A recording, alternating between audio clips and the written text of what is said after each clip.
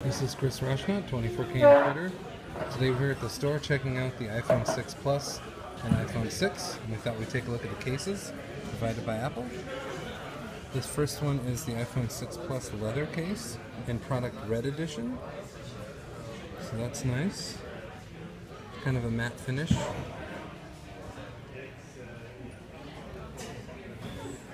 Controls are easily accessible through here, as well as the lightning port and speaker on the bottom. Then we have the iPhone 6 case in similar leather product red.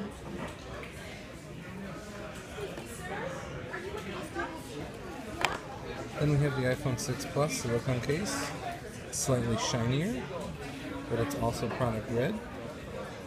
So it just depends if you like a matte finish or a shiny finish on the case. And then the iPhone 6 silicone case, they didn't have any product red.